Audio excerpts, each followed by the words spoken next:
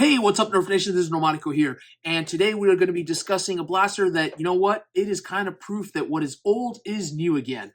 We are going to be looking at the Nerf Rival line. It is 2024 and also 2015 at the same time, because Nerf has actually done what I call a reshell of the Nerf Rival Apollo. Released in 2015, of course, the Apollo was a single-handed blaster that was magazine fed. It was actually the first of the Rival blasters that was released, followed soon after by the Zeus. Now, I'm not going to be showing you the Apollo because, again, there's no need to show that blaster.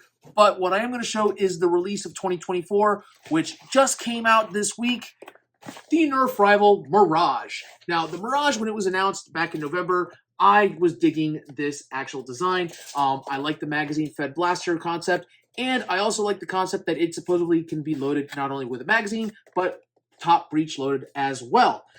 This blaster itself, it does come with the Accu Strike rounds, the Accu Rival rounds, and it is in the 2024, 2023, and parts of 22 design scheme of the blue with the gold. And following with the Nerf Challenger, the Rival Challenger, it does have the Rival-based tactical rails. Now, how good these Rival-based rails are, we will soon see, but let's actually look at the box itself. It is an open box concept, and it pretty much does show you how the Rival blaster works there. So, I believe that this blaster is one of the ones that is manufactured in India. My understanding was that the Challenger was. We will see. I'm going to actually examine this blaster and find out here shortly. But first, let's switch views and get to an unboxing. Okay, so unboxing this blaster, I will tell you right now that it is not plastic-free packaging because we have these little plastic strips right here that I'm going to go ahead and just snip off. There we go. There's one. And I believe there's one up front here as well. Did not make it easy to get to, but that's okay. Now, this blaster, it did launch this week. I actually picked this one up at Myers. My local Myers had a 25% sale on blasters, including the new ones. So this one, I only paid $14.99, which is down from the normal price of $20. Walmart is supposed to have it on sale for $22.99. So if you can, go to Myers or go to Target. Target, I believe, will be carrying this one at $19.99 according to their app. So let's take a look here. That is pretty much it seems like. I'm digging the box design. I'm not going to lie. It is following with the Nerf Pro colors, the orange and black, which is kind of neat. But I will say I do kind of miss sometimes the concept that they had with the Rival blasters, where it was just a solid black box with the Rival lettering. It just looked more professional. And, of course, we have our Accu rounds on this side. They are side-loaded, which is kind of interesting. And let's see if we can just slide this out now.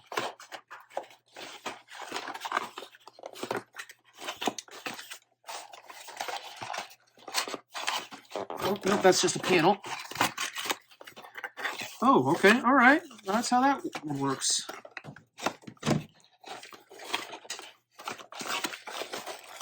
Then, of course, down here in this lower compartment, you have your magazine, which it does come with an 8-round magazine, but it comes with 10 Rival rounds. So that's kind of nice of them. They give you 2 extra rounds. But, okay. This looks like an actual traditional Rival magazine. Loading it up. Am I loading it correctly? Oh, no. All right, so loading this bad boy up, you are going to want to make sure that it is loaded with this side facing the front. There is your mag release, and of course that would be your trigger safety. Now, a lot of people have actually complained about the way that this handle feels. I'll be honest with you, I can see where some of the complaints are. If you have Donald Trump-sized hands, that's not a political joke necessarily. They say he has small hands. This might feel a little bit large for you, but for a standard adult, this is pretty comfortable. It's not as big as some blasters like, say, a Lizzie Gecko, but it is okay. And yeah, now I know this isn't safe, but I've seen that the magazine's not loaded.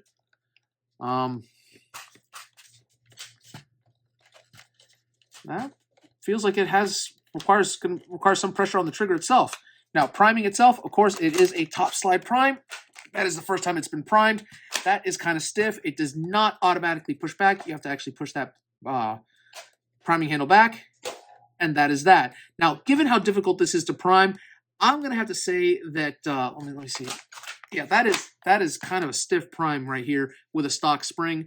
So if you are going to upgrade this with a larger spring, say a K25 or a K26, which is usually what people do with a Rival Blaster, they might actually want to create a pull bar on here and like that. Now, it does have a priming indicator back here, which is actually kind of neat. You can see that when you see that orange there, that means that the blaster is primed and good to go. So that's kind of neat, I'm not going to lie. Now, I see the tactical rail up here, which would be perfect for a sight. You have ones on the side here, which if you do happen to have any of the magazine holders, this would be an ideal place to put some of those. Of course, you can put them down here, but I don't know how that would get in the way.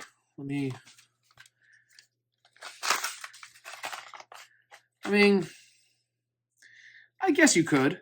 It doesn't seem like it's too much in the way, but I'll tell you that this feels pretty comfortable. The only part that I'm not really digging is that this right here, it does rest against your forearm, and that could become tiring after a little bit, but as long as you don't mind that, it is all right. I'm going to go ahead and actually dry fire this, which should be safe since the air restrictor is still in this thing. And yeah, I will say that aesthetically, visibly, it is pretty pleasing. The only thing I'm not really digging is this orange little triangle, this beauty mark right here. Obviously, that is something to hold this black piece together with the orange underneath of the barrel. I'm assuming as much. I've not seen underneath it. And of course, you do have, that's kind of cute. You have this little clip right here for a actual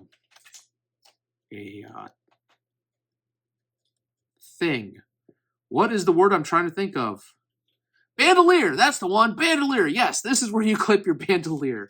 Oh my gosh, brain fart. It is late in the day, folks.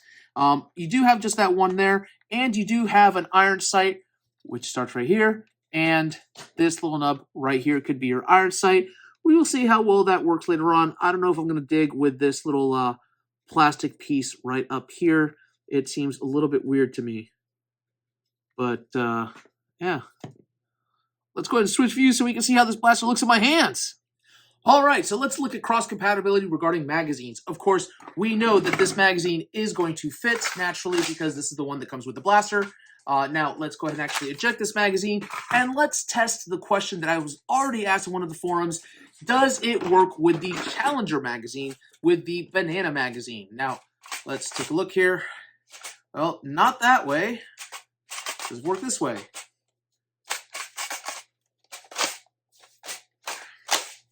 Okay, so to answer the question, yes, it does. The Banana magazine does load backwards, but it does go in. Oh, man, that is stiff. Oh, no. Don't tell me that already. Well, I might have just messed up this blaster.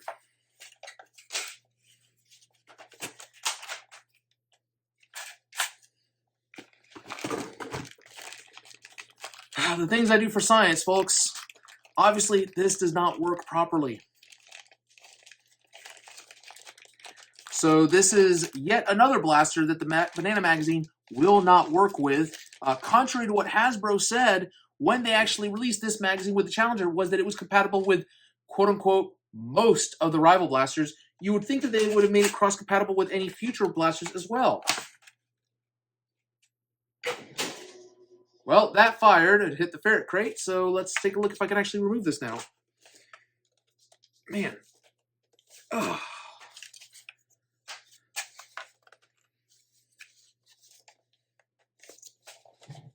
Get out of there! Nope. Well, this is a failure, which means I'm going to actually have to take this blaster apart really quick to get this magazine out of here. This is not a good start.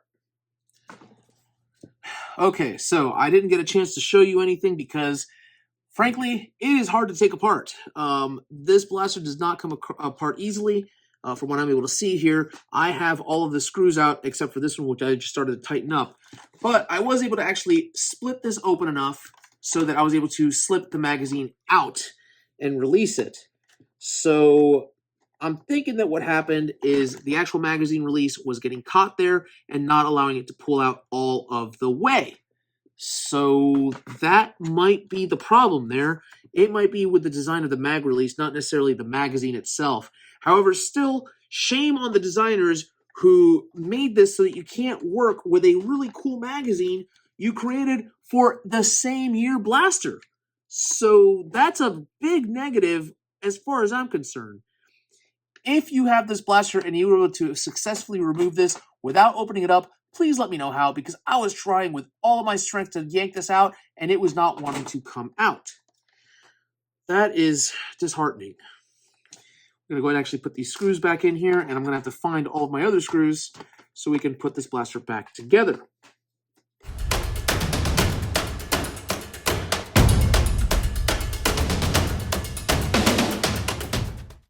Now, there are different size screws, I will tell you that much. There are the small screws and the large screws. Well, I thought that screw went there. I was wrong. I was working in such a hurry, I didn't keep track of my screws, folks. That's not a good thing. I guess you could say I'm screwed. Now, normally, if you've watched my channel in the past, you'll know that I try to avoid cursing for the kiddos. But if you are watching this channel at this point in time for this blaster, you should technically be old enough to hear the naughty words. This is some grade A bullshit. Just saying. The concept of the magazine, not the blaster itself. That's not. I'm not knocking the entire blaster just yet. I want to see how it performs first. But so far, this is a major hit against Hasbro for this.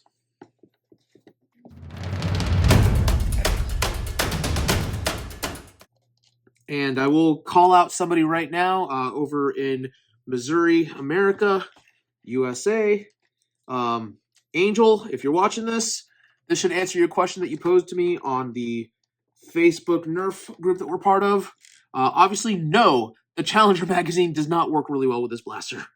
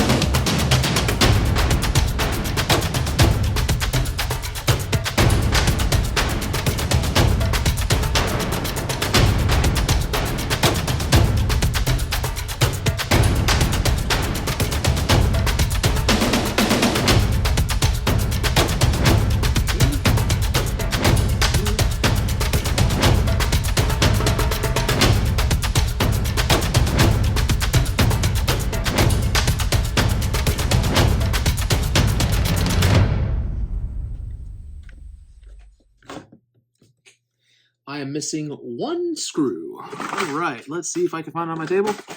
Do you all see a screw?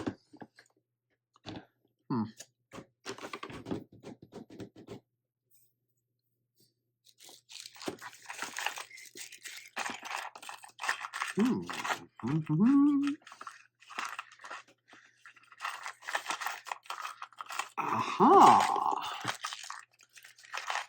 Do I have a screw in here? I do have a screw in here. That looks to be the right size. Okay.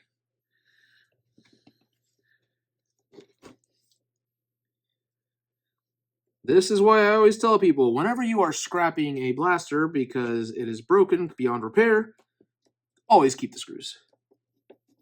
You never know when you're going to need them. Screws and springs, they're valuable assets.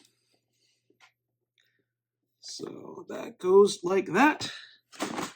And that is it. Now, speaking of this blaster, I want to actually point out a couple of things. First of all, that screw right there, difficult to get to because of this bar. That screw right there, flat out pain in the neck. So yeah, that's a engineering feat there, I guess. Yeah, not a fun blaster to take apart. Not gonna lie there. And let's make sure everything's nice and tight down here. Yep, that's tight. All right, so another feature I will tell you about. This is the actual jammed mechanism release. So if you're, oh wow, that is a really tight prime. Obviously, if it is primed and jammed, you can actually just pull that, and that should technically allow you to pull back the blaster and bypass any locks. Of course, when you actually do prime it, you can see that that is how you are able to top load that blaster. Now, let's go back to the magazine test. All right, so obviously the banana magazine does not work really well with this one. Maybe I was putting it in backwards. Let's see. Nope, doesn't even go in the right direction. So, fail sauce. Aftermarket magazines. This is a classic one. Actually, no, I believe this is an original magazine, maybe. Let's see, what does it say on it? Yes, this is actually an original Rival brand magazine. Like a glove, not a problem. This one is one of my aftermarket brands. I'm pretty sure that this is one of the Barola brands, which is a knockoff brand, but that's okay. Also works.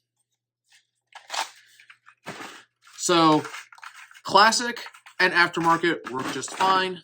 Of course, this is the one it comes with. Works without a problem. Stay the heck away.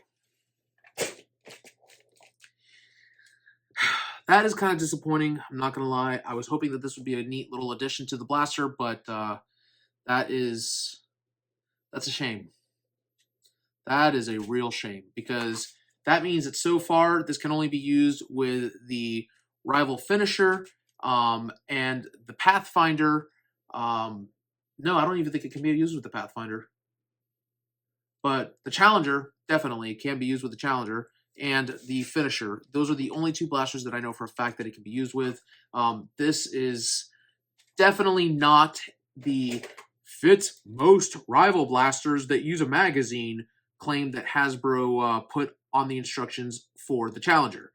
That is now officially a big lie. Congratulations, Hasbro. You didn't learn your lesson from Ultra. But again, I'm not going to knock this particular blaster performance because of one simple magazine error. That's just a Hasbro issue. Let's actually test this blaster out to see how it performs. Up next, the chronograph test. Then we are going to do an actual accuracy test using this blaster and this really weird sight. But before we do that, I'm jumping way ahead of myself. Let's see how these rails work. We have the red dot sight. This is a classic Rival. Let's see how it fits on here. Does it work easily?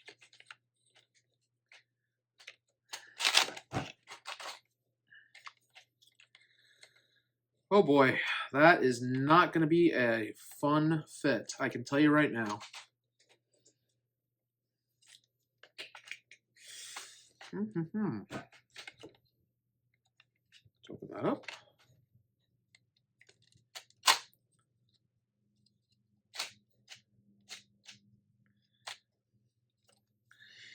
Well, I see one problem with this already, but let's see if you can spot it.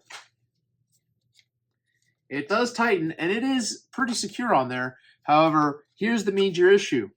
If you haven't noticed, this is at an angle. Reason being is because this right here does not fit properly. Even if we slide it all the way back, you kind of lose the breech entryway here, and this is still at an angle. Let me see what happens when I turn it on. I mean, I guess I can adjust it.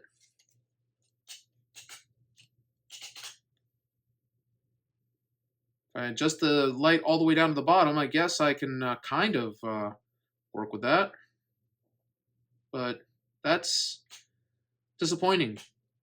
I will tell you, though, that the rail itself is a lot more secure on this one than it is on the Challenger, which is very flimsy. So that's kind of good. It at least has that going for it. But I really hope that they come out with more attachments so we can actually utilize these rails better. Let me take a look at The next one, which is down here, oh, this is going to be a joke. I see no reason why this one should be used at all, but I mean, it's a little flimsy, I'm not going to lie, but it works. You can have your flashlight attachment on here. That's kind of neat, I guess, if you want to use two hands with the one-handed blaster. Yeah. So the rails do work better than the Challenger. That's a drastic improvement. Of course, if you really wanted to be ridiculous here, we could try it this way. No, that's not going to work at all because of that, but maybe if you're like some people that just took away the handle and put the light on there, you have that like that. Okay, all right. I mean, you know, that's flimsy, but at least the light will mount securely there. That's whatever. I, like many others, am holding out hope that we will have more rival attachments other than the two that exist. Well, the three, because there's the magazine holder. Of course, you could probably get some aftermarket parts for this, but I'm pretty sure that Hasbro did not design this with aftermarket in mind. But now, the chronograph test.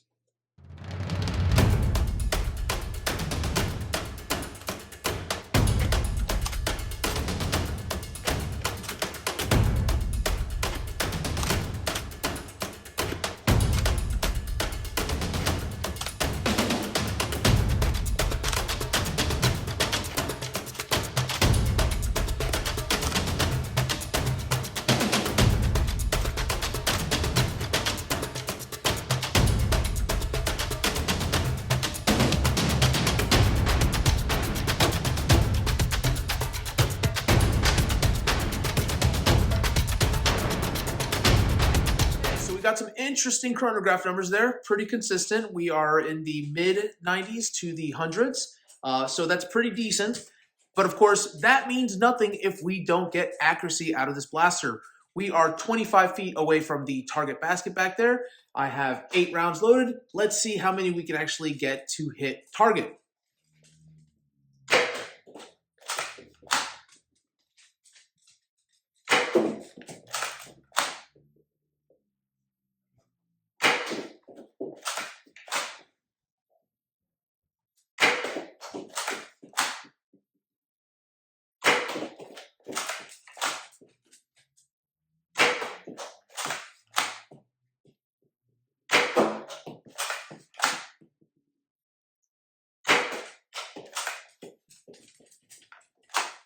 Not bad.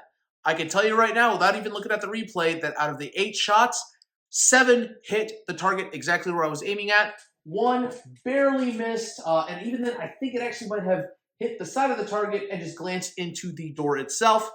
So, very accurate blaster, following up with the 23 and 22 rival lines of the most accurate rival system ever. I will tell you that this little bar did not actually interfere with my aiming. Because of the little aiming pick down here, it lined up perfectly with the actual iron sights. It is a little bit of a distraction. I wish you could see beyond it better, but it is what it is.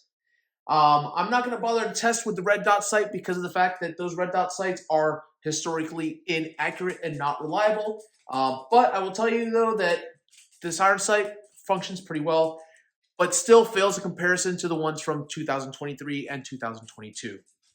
I'm just being honest here. I'll be back with my final thoughts regarding the Nerf Rival Mirage.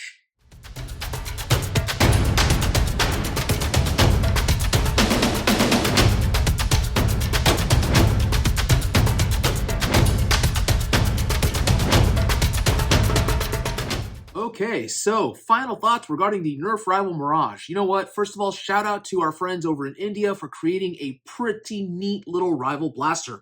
I do not hate this blaster. On the contrary, I like it. I like the form factor of it. I like the way it feels. I love the handle on it. It feels comfortable to hold.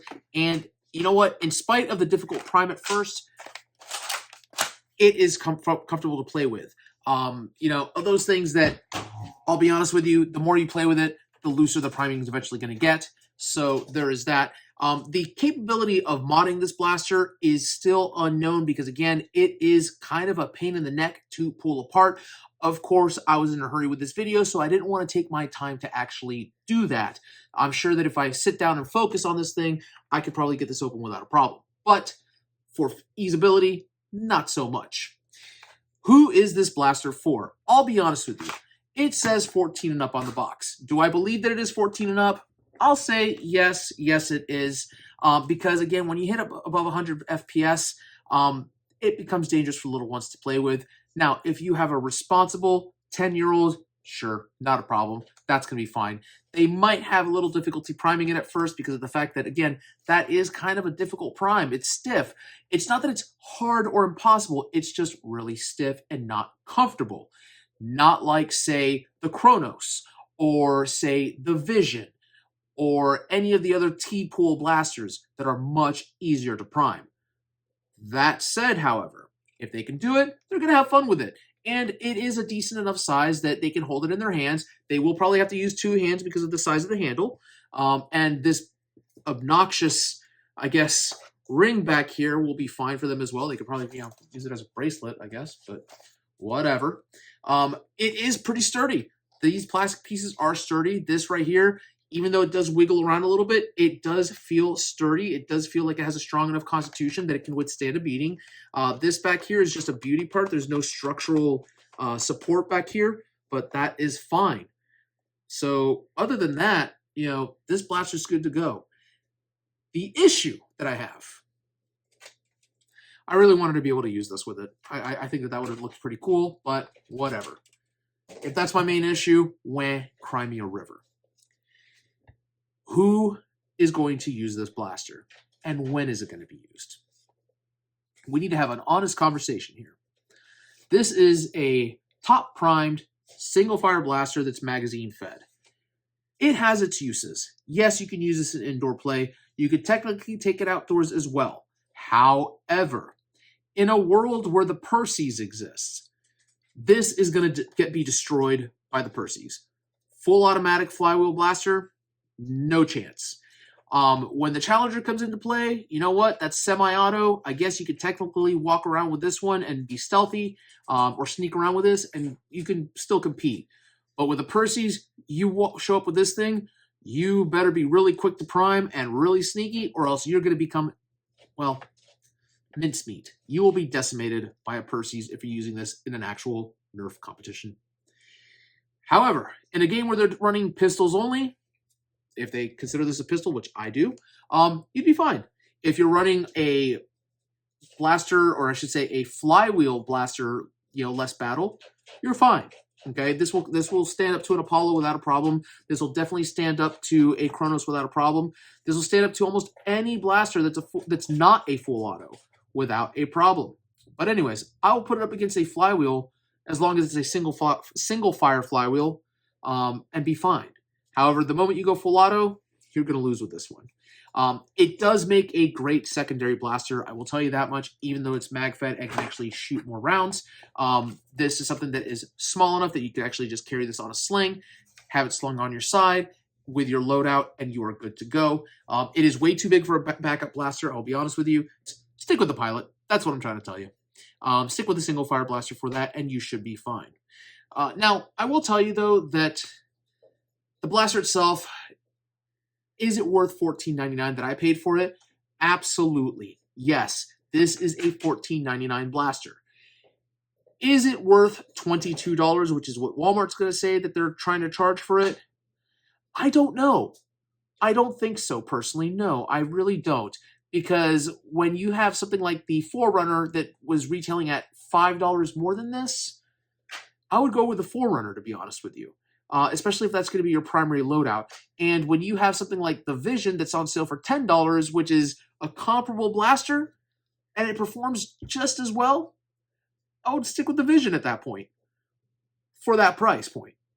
But if you can get it for $14.99 like I did, yeah, definitely buy it. Buy it. That's absolutely. That is a no-brainer. Not to mention, it is a cool-looking blaster.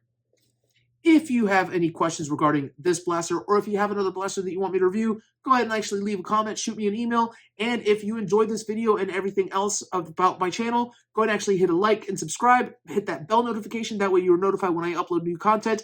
I try to upload one video a week, every couple of weeks at the most. And if you have seen my community page, you see that I like interacting with my subscribers. Also want to remind you all that we do give away a free blaster per every 100 subscribers that we get. Right now, as of me filming this, I'm at 326 subscribers, so we have quite a little bit to go to 400, but we're getting there. Also, once this channel does become monetized, I will be giving away a free blaster every month because, I'll be honest with you, I plan on investing any monetization that I get from this channel back into the channel itself. If you are interested in possibly purchasing a modified blaster that you see me post on the community page, reach out to me because you know what? It's therapeutic. I enjoy modding them. I'm not going to charge you an arm and a leg like everybody else. You're basically going to pay for the parts and that's it. Well, plus shipping. So, I guess I'm getting a package delivered. That is Pixie's There's a Package, Dad Howl. Again, thank you all for watching Secondhand Blasters. Until next time, keep on blasting.